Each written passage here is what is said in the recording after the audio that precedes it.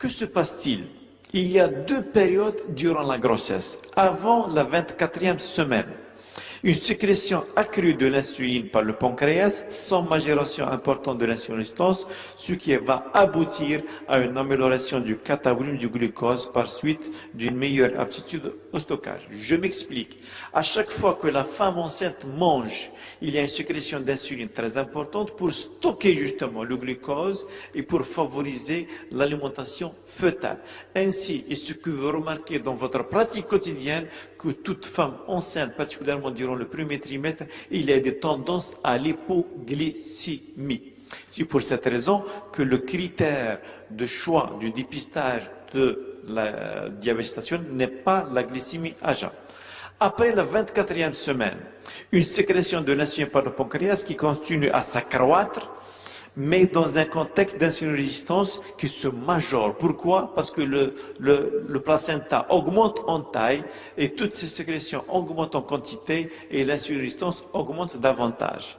Ainsi, donc, ce qui va aboutir à une dégradation du métabolisme du glucose avec moindre stockage et libération plus facile du glucose contenu dans le foie, particulièrement après les repas.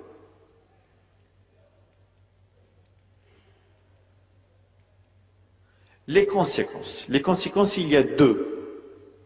Donc, il y a l'anabolisme facilité avec stockage énergétique secondaire au pic insulinique postprandial. Dès qu'on mange, on stocke. C'est l'équivalent de quelqu'un, dès qu'il reçoit sa paye, il achète des quantités d'aliments, il les stocke rapidement.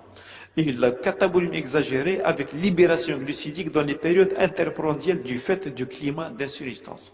Et juste après, après ce stockage rapide, donc il va une libération. À chaque fois qu'on a besoin, on donne rapidement. À chaque fois que le bébé ou notre enfant a besoin de manger, on lui donne. Donc ces deux périodes se succèdent tout au long de la journée. L'anabolisme facilité grâce au pic d'insuline et le catabolisme exagéré après, et dans les périodes postprandiales et surtout interprandiales. C'est ce que se voit ici en début de grossesse. L'anabolisme et le catabolisme.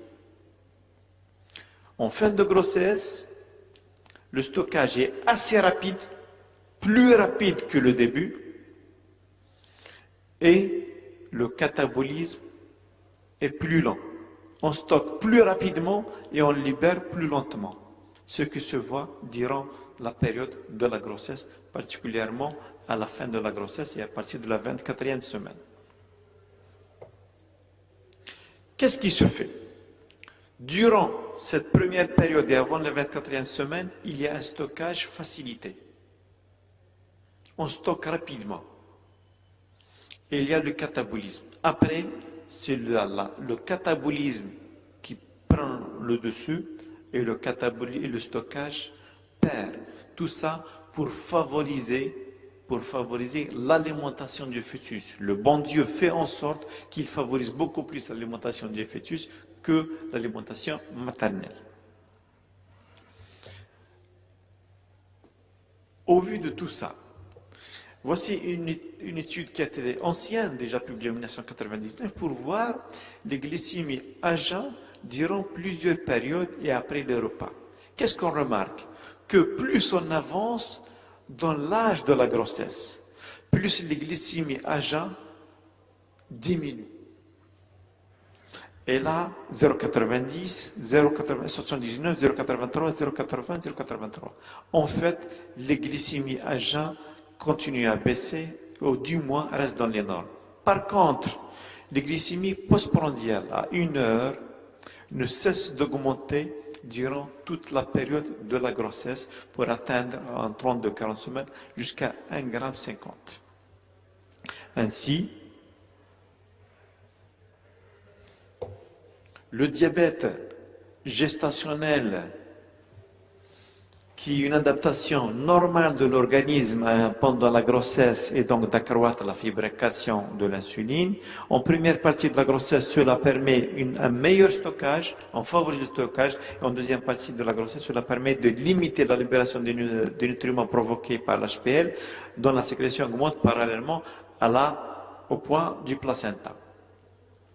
Donc, par contre, si le pancréas maternel n'arrive pas à suivre, si le pancréas maternel ne donne pas autant d'insuline que veut ce phénomène de catabolisme, d'anabolisme, qu'est-ce qu'il va y avoir? Il va y avoir une élévation anormale de la glycémie du fait de l'augmentation de la production hépatique du glucose, ce qui va définir le diabète gestationnel. Le bébé a besoin de glucose, il va les pomper à partir du foie de la maman. Et ainsi, qu'est-ce qu'il va y avoir? Retenez ces plaques. Durant le premier trimestre, voici la capacité maximale de la sécrétion d'insuline qui est ici. La sécrétion, c'est un repas fort, c'est un repas faible, sécrétion toute la nuit. Au premier trimestre, donc c'est bon. Ça, c'est une femme qui n'a pas de risque de diabète gestationnel. Deuxième trimestre, troisième trimestre, on arrive quand même à assurer une glycémie normale. Par contre, s'il s'agit d'une femme à risque, soit à travers son âge, soit à travers donc, les antécédents familiaux, soit à travers donc, son obésité, soit à travers la multiparité, donc sa capacité maximale est diminuée. Ce qui va lui permettre d'avoir une glycémie normale durant le premier trimestre. Deuxième trimestre, par contre, elle n'arrivera plus à suivre durant le troisième trimestre. Pourquoi? Du fait de l'insulinodistance qu'imprime justement ce placenta endocrine par la sécrétion de l'hormone lactosien placentaire, de la GH, de la CTH-like, de l'ensemble des hormones de contre-régulation. Et c'est à ce moment-là que se déclare le diabète gestationnel. Ainsi, on va dire que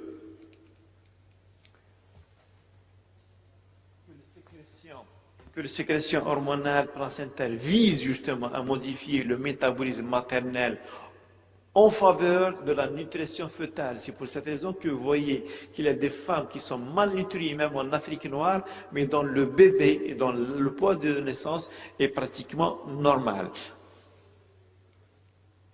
Le climat d'insulinodistance qui caractérise la grossesse est compensé par un hyperinsulinisme pour maintenir la normoglycémie.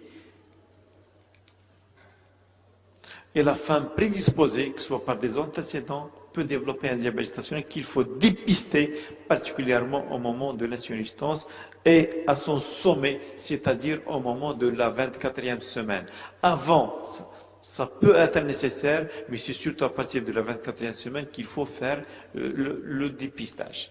Justement, j'ai fait cette introduction pour en parler justement du dépistage. Ainsi, on va parler du diabète gestationnel. Faut-il dépister, oui ou non? Systématique ou ciblé, oui ou non? Et quand et comment dépister? La première question, est-ce que faut-il dépister le diabète gestationnel? Oui ou non? Oui. Bien sûr qu'il faut dépister. Mais le pourquoi de la chose? Le pourquoi de la chose, c'est que le diabète gestationnel a une grande prévalence. Le diabète gestationnel touche jusqu'à 2 à 9% des femmes enceintes de les pays occidentaux, 6% aux USA et 5% d'après le professeur Bachaoui qui a fait sa thèse de DSM. Systématique ou ciblée? Est-ce qu'on doit cibler les femmes ou faire pour toute femme gestante? Ça aussi c'est une question qui reste quand même en suspens. En fait, les arguments qui sont en faveur du dépistage du diabète gestationnel chez tout le monde, c'est l'augmentation de la morbidité maternelle et néonatale associée à l'hyperglycémie, l'existence d'un test de dépistage actuellement fiable, et aussi l'efficacité démontrée de la prise en charge thérapeutique sur l'incidence des complications. Mais s'adresse-t-il à tout le monde? En fait, il y a des groupes de femmes enceintes qui sont plus à risque que d'autres. Ceux qui ont un âge maternel qui dépasse les 25, plutôt les 35 ans, donc c'est des femmes qui sont à risque, dont le BMI dépasse les 25%, donc kilogrammes par mètre carré, les antécédents familiaux de diabète de type 2 de premier degré, c'est-à-dire des parents de premier degré, ceux qui ont un antécédent personnel de diabète gestationnel ou d'un enfant né donc de plus de 4 kg, donc d'un enfant macrosome, et aussi ceux qui ont fait déjà de l'HTA, qui ont fait un glucose qui ont eu aussi des glycémies élevées sous corticoïdes ou sous ostroprogestatifs. En l'absence de ces facteurs de risque, le bénéfice rapport coût doit être évalué. En fait, il n'y a pas donc suffisamment de preuves pour recommander d'une façon systématique. Reste à dire que c'est une évaluation personnelle et individuelle. Est-ce qu'il faut dépister ou pas un diabète? Quand on a une jeune fille de 20 ans qui vient de se marier, qui est enceinte, qui n'a aucun parent diabétique, qui a un BMI aux alentours de 18, 19, sincèrement, est-ce que faut-il le dépister? Ça reste une évaluation personnelle. Mais dès qu'il y a un facteur de risque, n'hésitez pas à demander justement ce test de dépistage qu'on va connaître tout à l'heure. Quand et comment? Voilà. Ainsi, la question se pose. Donc, en présence de facteurs de risque diabète type 2, le dépistage doit être idéalement planifié avant la conception. Vous découvrez souvent un diabète d'une façon comme ça, sporadique, en faisant une glycémie. Les patientes qui n'ayant pas été diagnostiquées, le dépistage doit être fait entre la 24e et la 28e semaine. Vous savez pourquoi? Parce que c'est au moment là où il y a le maximum de substances. Si elles ont un pancréas normal, donc elles vont garder de la glycémie normale. Si elles ont un pancréas ou de facteurs de risque, il peut y avoir une déclaration, une installation de diabète gestationnel à ce moment-là. Si le dépistage est fait entre la 24e semaine et qui est normal, il n'y a aucune raison de le faire par la suite. Chez les femmes qui présentent donc des facteurs de risque et n'ont pas bénéficié d'un dépistage, il peut être fait au 3e trimestre, à n'importe quel moment, au moins par une glycémie à jeun, mais l'idéal, c'est de la GPO. En cas de mesure biométrique fœtale supérieure au 97e percentile, enfin, dès qu'il y a un moment où on a un excès de liquide amniotique ou un début de macrosomie, il faut se demander est-ce qu'il n'y a pas un diabète gestationnel. Les méthodes de dépistage, bien sûr, le moment on le sait, la quantité c'est 75 grammes de glucose avec une mesure de glycémie à jeun à 1 heure et à 2 heures. Aucune autre méthode, ni l'hémoglobine glyquée, ni le fructosamine, ni la glucosurine, ni la glycémie au hasard, ni même postprandial peuvent actuellement être recommandées. Quels sont les critères justement diagnostiques? Vous savez qu'il y a quelques années, il y avait de multitudes donc de critères diagnostiques. Il n'y avait pas de gold standard. Donc il y avait les critères d'O'Sullivan, de l'Alpha-Dième, de l'OMS, de Camportin. Donc il y avait plusieurs critères, mais aucun d'eux n'a eu justement le gold standard pour dire qu'on va rester. Donc on était noyé dans des chiffres différents l'un des autres, de même que la quantité de glucose. Enfin, par la suite, donc, il y avait des études, donc particulièrement donc, l'étude APO, justement, là, donc c'est l'étude APO, on ne pouvait pas justement mettre donc, un diagnostic réel. L'étude APO qui a poussé justement les scientifiques à avoir donc des recommandations internationales, qui a démontré que la relation quasi proportionnelle entre le degré de l'hyperglycémie maternelle et la survenue en fin de grossesse d'une macrosomie, du césarienne et des hypoglycémies néonatales. Ainsi, à chaque fois que la glycémie est supérieure à jeun, je parle de la glycémie à jeun, supérieure à 0,90, il y a environ 17% de macrosomie. Entre 0,80 et 0,89, ce qui représente quand même 38% des femmes, il y avait 10% de macrosomie. Et inférieur à 0,80, et malgré qu'il représente la moitié des femmes, il y a quand même 6,8% de macrosomie. Ainsi, ils ont conclu à dire que la macrosomie est dépendante du niveau de la glycémie maternelle. Ainsi, cette même étude donc, a conduit l'International Association de diabète et grossesse étude donc, a défini des critères. Et s'il vous plaît, retenez ces chiffres. parce que c'est les critères diagnostiques du diabète gestationnel à l'échelle mondiale. Donc on fait une glycémie à jeun, on fait avaler à la malade 75 grammes de glucose, pardon, ça c'est, excusez-moi, ça c'est la consultation prénatale. Donc pour une glycémie à jeun, donc 1,26 g, 6,5 et 2 grammes de glycémie non à jeun. Si cette patiente a ces chiffres, il s'agit d'un diabète préconceptionnel, un diabète qui a été méconnu et chez qui on découvre un diabète.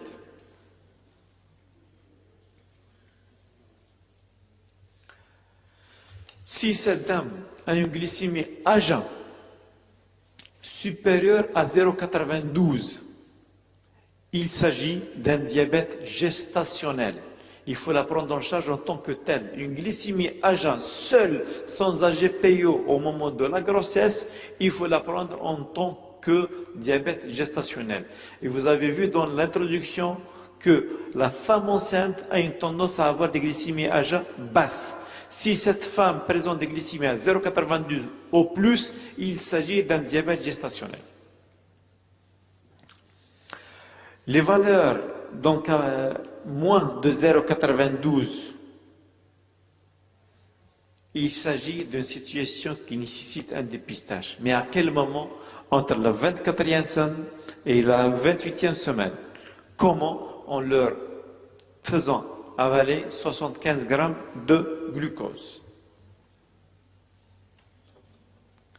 Par la suite, il y a des chiffres.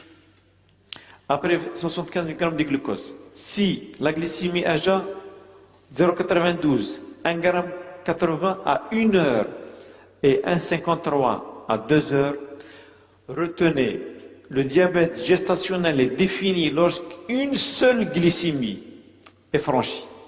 Dès qu'il y a plus de 0,92 à jeun, au-delà de 1,80 g, voire plus à 1 heure, 1,53 à 2 heures, le diabète gestationnel est défini. C'est des recommandations internationales reconnues mondialement et à travers tout le monde. C'est la Société internationale du diabète, de l'étude du diabète et grossesse, publiée en 2010 et reconnue enfin en 2011 passé.